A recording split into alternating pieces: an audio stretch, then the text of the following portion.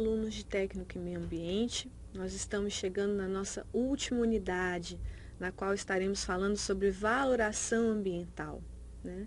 Vimos nas outras unidades as influências da ciência econômica ao meio ambiente, a influência da ciência contábil ao meio ambiente, todas em conjunto, tentando criar uma forma, uma estrutura para que possamos trabalhar os recursos naturais que são finitos, né, no nosso sistema produtivo e atender às necessidades ilimitadas humanas, né? Antes de falar um pouco sobre a nossa unidade 3, eu quero falar um pouco sobre a atividade para a classe que a gente passou para vocês na segunda unidade, né? Colocamos aí um desafio para que vocês possam estar estudando sobre tecnologias limpas, tecnologias renováveis, né? Eu acredito e espero que vocês tenham aproveitado, tenham lido muito, tenham visto a bibliografia que passamos para vocês, pois é um assunto muito interessante.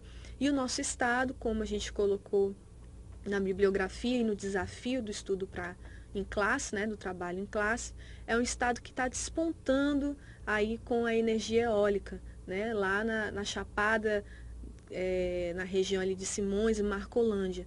Então, além de ser um assunto muito interessante, é um assunto que a gente sabe onde nosso estado está despontando na frente, né? Se vocês tiverem lido a nossa bibliografia, vão ver que o Piauí já pode estar daqui a alguns anos autossustentável em relação à produção de energia eólica, né? Temos em Parnaíba também uma usina eólica, apesar do objetivo aí do nosso trabalho ter sido a questão lá na Chapada do Araripe, né? Vejam que é um objeto de estudo muito interessante e é uma oportunidade de mercado também, né? Vocês vão estar se formando aí na área de meio ambiente e podem dar continuidade nesse trabalho. Então vamos lá, falando sobre valoração ambiental, né? Como eu comentei nas outras unidades, estamos perseguindo se há condições de criarmos preço para os recursos naturais. E a economia ela chega nesse ponto, em valorar o recurso natural. Como dar valor ao recurso natural? Através do balanço social. O balanço social ele é criado lá pela contabilidade ambiental. No material de vocês, que vocês têm aí para estar acompanhando as aulas, vocês vão ver alguns capítulos falando sobre o balanço social de uma forma mais profunda do que a gente expõe aqui nas aulas, né, para vocês. Então aqui a gente faz só um breve resumo, mas vocês precisam estar lendo, né, os capítulos para estar entendendo melhor. Então o balanço social ele entrou em vigor em 2006 com o objetivo de demonstrar as informações das atividades das entidades e a sua relação com a sociedade, divulgando sua gestão econômica e social e os resultados da natureza socioambiental. Olha aí um novo conceito, socioambiental. Nós estamos acostumados a ouvir socioeconômico, né? E aí o balanço social, a contabilidade ambiental, ela já cria esse novo conceito, conceito socioambiental. Segundo o Conselho Federal de Contabilidade, entende-se por informações de natureza socioambiental a geração e a distribuição de riqueza, os recursos humanos, a interação da entidade com o ambiente externo, e a entidade aí a gente pode estar falando em governo, em empresa, em família, qualquer agente econômico, e a interação com o meio ambiente. Esse relatório pode ser emitido por qualquer empresa de qualquer porte, mas o Conselho Federal de Contabilidade ainda não obriga a sua elaboração e a sua divulgação. Então, por não haver essa obrigatoriedade de estar publicando o balanço social, as empresas muitas vezes se omitem em estar informando para a sociedade se as atividades delas estão gerando impacto ambiental ou não. É claro que as empresas que não estão gerando impacto ambiental vão colocar, né, em público, vão estar mostrando para a sociedade que são empresas sustentáveis, né? Mas as empresas que não estão conseguindo aliar competitividade com desenvolvimento sustentável, vão estar, de alguma forma, encobrindo essas informações. Os relatórios do balanço social abordam os seguintes pontos: as políticas públicas ambientais, aquelas políticas que a gente falou lá na primeira unidade, que é o relacionamento da empresa com o meio ambiente, as estratégias ambientais, que são as metas e os objetivos para o determinado período, as ações e alvos prioritários, que são as ações que estão sendo tomadas para mitigar ou corrigir impactos ambientais. Os riscos ambientais também vão estar lá no balanço social, por isso que há grande resistência em estar informando isso, que é reconhecer e mensurar os riscos que as atividades dessa empresa possam estar gerando para o meio ambiente. Os níveis de impactos ambientais saneados, ou seja, aqueles que já conseguiram ser sanados, né? Demonstrar estatisticamente como era e como está o meio ambiente depois de atingido. Então, vejam que para ter essas informações é necessária muita técnica, é necessário muita gestão, né? E as empresas, infelizmente, ainda não estão estruturadas para isso. E também relacionar os próprios custos ambientais, né? Que são possíveis e que poderão ser evitados mudando a estratégia da empresa. Então, o balanço social, ele é um relatório muito complexo, né?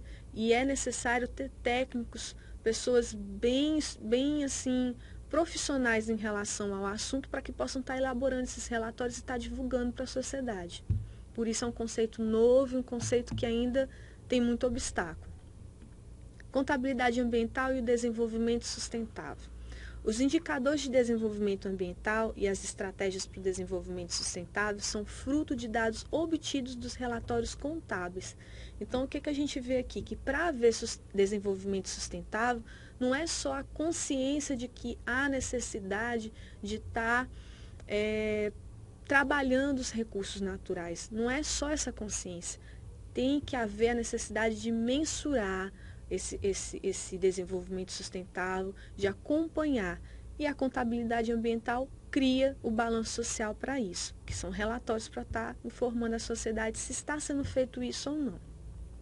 Então, o desenvolvimento sustentável ele implica na transparência das informações em 3 grandes aspectos: o aspecto econômico, o aspecto social e o aspecto ambiental. Esse é o tripé do desenvolvimento sustentável.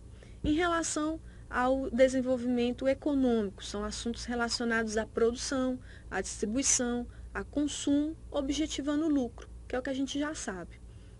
Em relação ao social, é a parte do lucro obtido que deve ser aplicado de maneira que propicie o bem-estar social. Então, a gente está falando de questão social, de justiça social.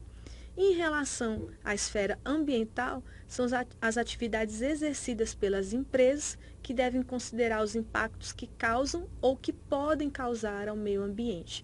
Então, esse tripé ele é muito importante para que a gente possa mensurar e possa acompanhar se realmente está havendo desenvolvimento sustentável.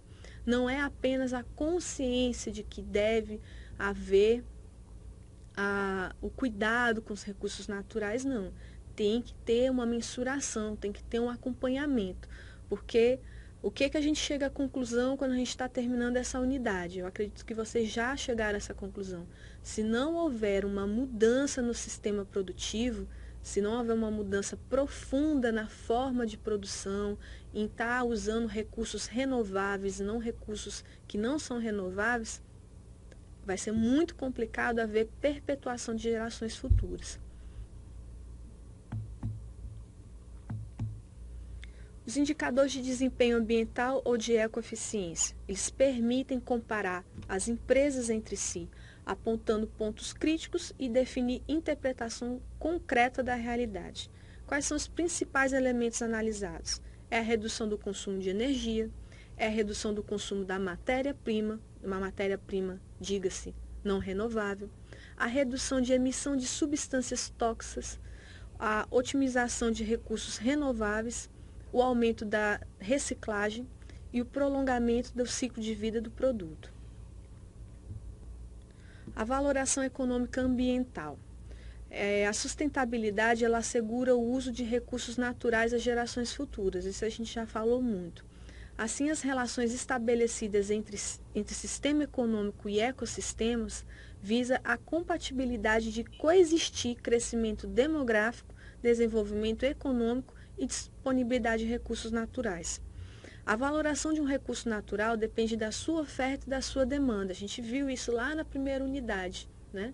Que é a lei da oferta e da demanda, para o consumo. existindo vários métodos de valoração, ou seja, várias formas de estimar o valor monetário do recurso ambiental.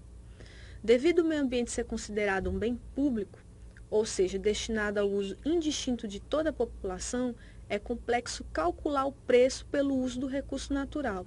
Então a gente chega aí ao ponto. É muito complicado estar mensurando, calculando o preço do recurso natural, mas a economia ela já conseguiu chegar ao ponto de valorar esse custo ambiental. Até porque o recurso ambiental, a gente já vê lá na contabilidade ambiental que ele tem um custo social, um custo ambiental. Para precificá-lo é mais complicado, mas já tem como saber o valor dele, até porque a gente vê as consequências de quando ele está, sendo explorado de forma negativa.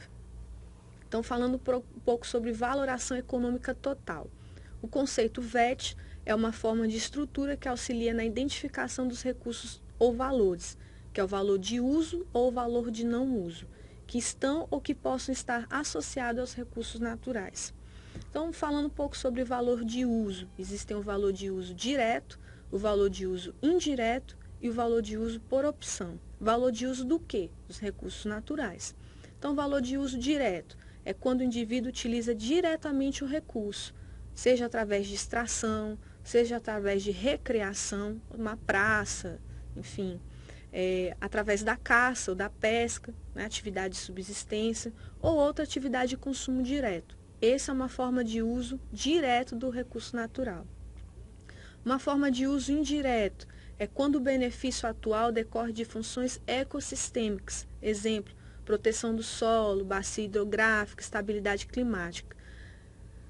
Se houver algum problema na nossa bacia hidrográfica, como a gente está vendo aí acontecer no Sudeste, a gente não vai ter um grande problema? Vai. Não é de uso direto, mas é de uso indireto. Você não vai ter água na torneira da sua casa, então você vai ter um problema também. Então, o recurso natural ele tem um valor de uso. Então, a gente já começa a ver o valor do recurso natural. E o valor por opção, quando a preservação do recurso natural pode estar ameaçado, sendo possível a necessidade de utilizá-lo no futuro. E o valor de não uso atribui o valor dos recursos naturais que não estão sendo utilizados ou que talvez nunca sejam usufruídos, podendo também ser chamados de valor de existência. Eu acho até esse conceito de valor de existência, esse termo, melhor do que o valor de uso, de não uso, que fica um pouco complicado. Ele está associado a valores éticos, morais e culturais. Um exemplo de valor de existência de um recurso natural, uma floresta. Existe um valor de uso direto de uma floresta? Não, mas ele precisa existir, Se a gente não tiver lá a floresta, a gente vai também ter algum problema. Então, existe um valor de existência para esse recurso. Os métodos de valoração ambiental, existem 3, tá?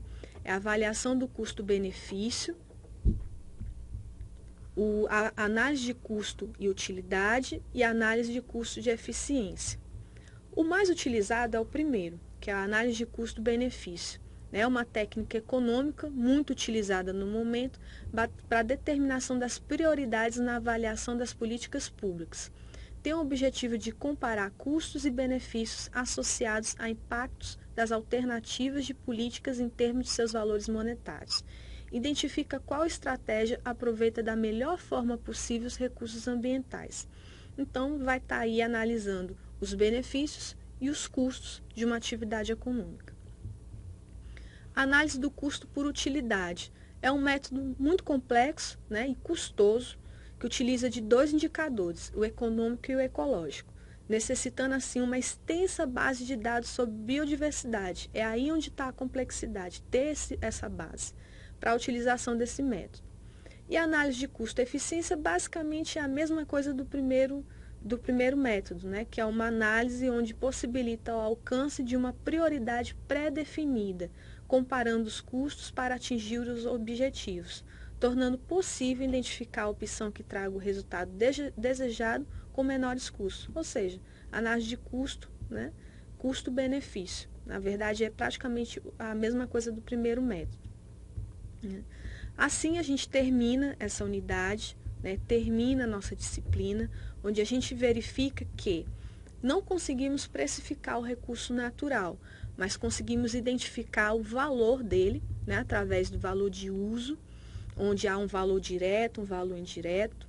Também verificamos que há já a consciência, né, de políticas públicas, ou seja, dos agentes do governo, o agente econômico firma, o agente econômico família, que há necessidade de preservar os recursos naturais. A contabilidade criou o balanço social, onde ela está tentando registrar os custos ambientais e os benefícios para que a gente possa chegar a esse preço, né? Por que esse objetivo de precificar os recursos naturais? Para que possa haver uma mensuração, né? Se realmente está havendo desenvolvimento sustentável ou não pela sociedade, né? Não é apenas só a conscientização, mas é necessário registrar, comprovar e acompanhar se realmente as empresas estão mudando a sua forma de produção. Essa é a mensagem da disciplina. Eu espero que através dos fóruns, das atividades para a classe, vocês estejam trabalhando melhor esses conceitos, porque as aulas são rápidas, então realmente só lendo o conteúdo, lendo a apostila, fazendo os trabalhos, vocês vão conseguir ter uma dimensão melhor do que essa disciplina tem como objetivo para o curso de vocês. Obrigada e boa sorte.